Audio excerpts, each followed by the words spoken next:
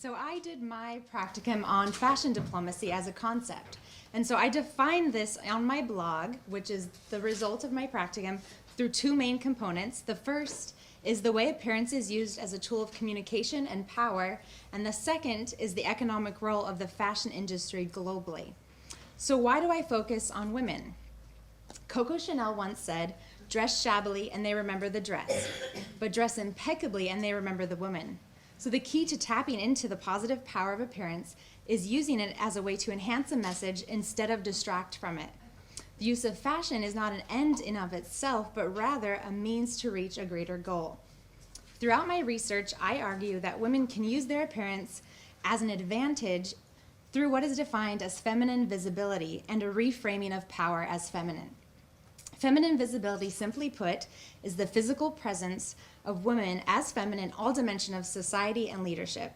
A feminine appearance is defined in contrast to masculinity as the embodiment of colored design, aesthetic adornment, and the fluidity of clothing in contrast to the rigid uniformity that often defines men's clothing.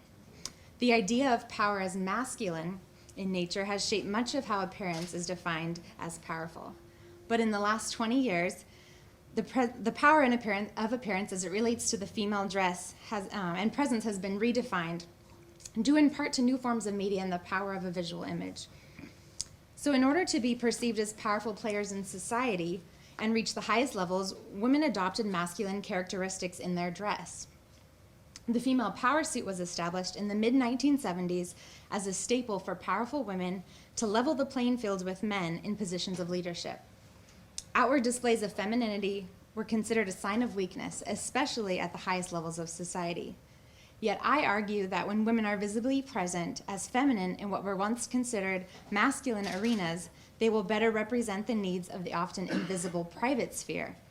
And in turn, they'll cause a reevaluation of the balance between home and the workplace, which has the potential to create new gender norms. Women's unique contributions will be made more visible and will then be more value added in addition to the already established masculine notions of power. So in my research, I highlight a recent case in the presidential election when Romney made a statement with her appearance by wearing Oscar de la Renta numerous times throughout the campaign. The significance of this is found in the fact that Michelle Obama has actually never worn anything by Oscar de la Renta, who is an American designer known for being a staple in a First Lady's wardrobe. This may be in part because de la Renta criticized Michelle last year for not wearing an American-designed dress to a Chinese state dinner where trade relations were the topic of discussion. So appearance is powerful, and women in particular must understand the way in which it communicates. Hillary Clinton and Margaret Thatcher both made certain statements in executive politics by being visibly present as women. Hillary Clinton was very aware of the image that she created leading up to her campaign in 2008.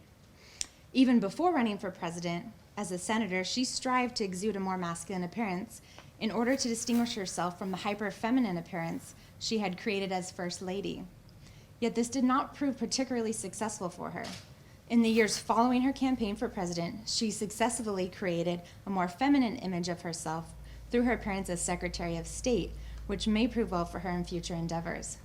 Margaret Thatcher, on the other hand, was known around the fashion world for her signature pearls and bows. She understood the power of an image and the way in which she used her appearance by playing up her femininity. This complemented her greater political message of consistency and conservatism. She emphasized her femininity in a way that made her more qualified for the job, even if at times she acted in a masculine manner.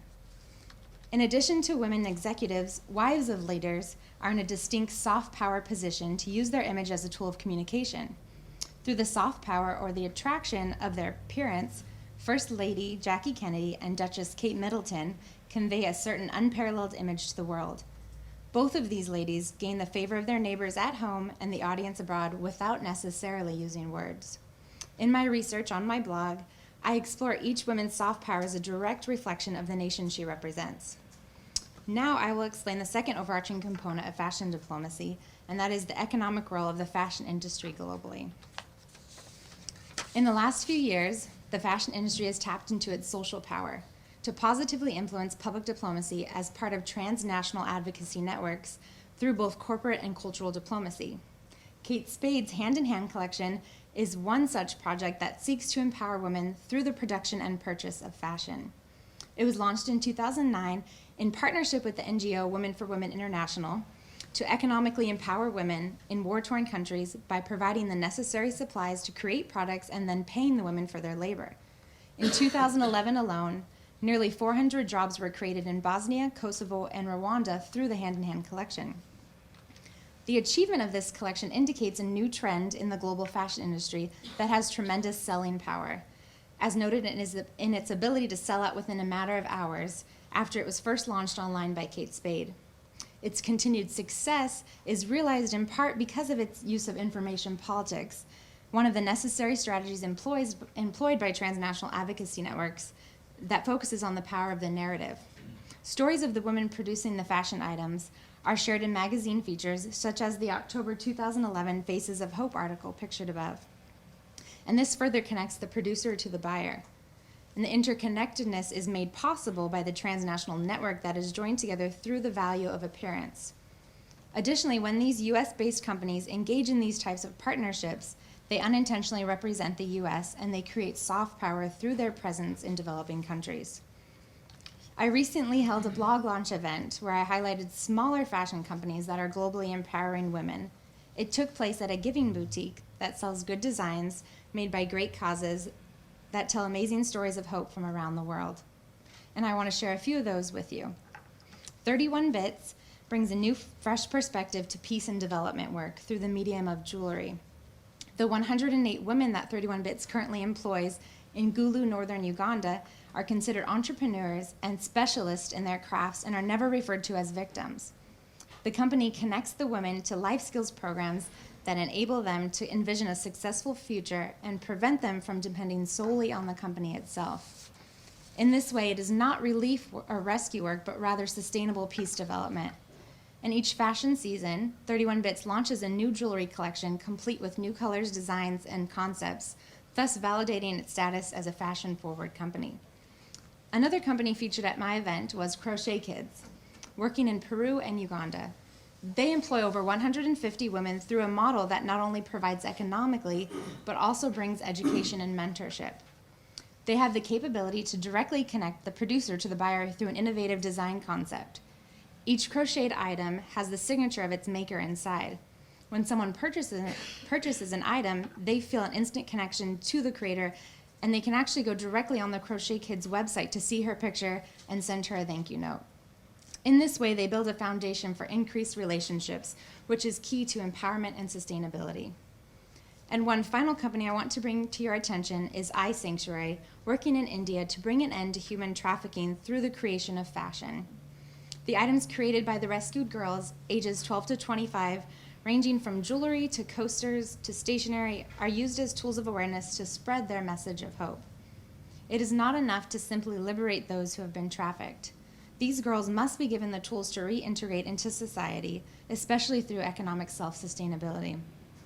iSanctuary stands in this necessary gap of transition. They work to ensure survivors receive all the elements necessary for restoration, including education, counseling, vocational training, and mental, emotional, and spiritual healing. Many of you attended my blog launch event, and I want to say a big thank you for contributing to its success. We had over 50 people in attendance, and the organizations featured were thrilled at the outpouring of support and sales. And in the future, I hope to continue finding creative ways to highlight these small companies that are really doing it right.